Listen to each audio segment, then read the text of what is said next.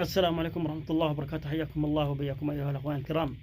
حياكم الله أعزائي المشاهدين في هذا الفيديو الجديد، وأتمنى من الله ثم منكم ونرجو منكم أيها الأخوان الاشتراك في القناة وتفعيل زر الجرس ليصلكم كل جديد وكل ما هو مفيد. ونتمنى من الله أن تكون هذه القناة قناة صدق وأمانة، ونقوم بها بما يرضي رب العالمين.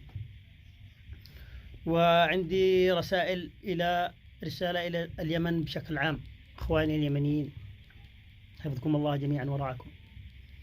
نحب أن نوجه رسالة بصوتي أنا لجميع الشعوب الأخرى، نقول لهم والله العظيم إن اليمن شمالا وجنوبا وشرقا وغربا مع القضية الفلسطينية، رغم الخلافات ورغم الاختلافات السياسية والتوجهات السياسية، ولكن قضيتنا وبوصلتنا هي القضية الفلسطينية، ومساندة القضية الفلسطينية هذا على كل يمني بدون استثناء. يعني ما عاد حاجة أن أنا أوضح لكم يا أهل الدول الأخرى، اليمني وعارف اليمني. فالغارات هذه التي تقوم بها إسرائيل وتضرب بها صنعاء، والله العظيم إنها يعني في قلب كل يمني، رغم الخلافات كما ذكرت ورغم الصراعات ورغم كل شيء، إلا أن هذه سيادة بلد وقضية وطن وقضية إسلام ومسلمين.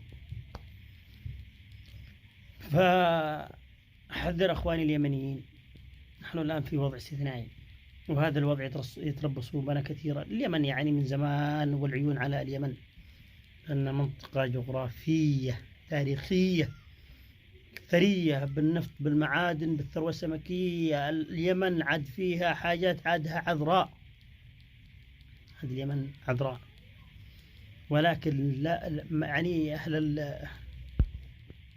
أهل اللي يحبون اليمن ما جعلوا اليمن أن يصبح يمنا كما يريده شعبه وأهل اليمن.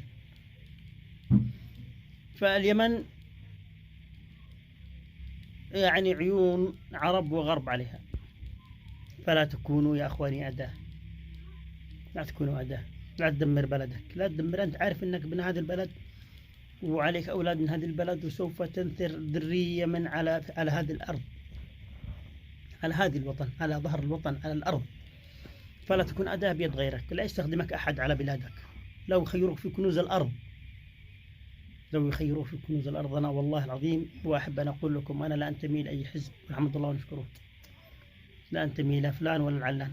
أنا وطني، أنا مع الله ثم الوطن ثم القضية الفلسطينية. فحذاري حذاري أن تنصاغوا وراء كل إنسان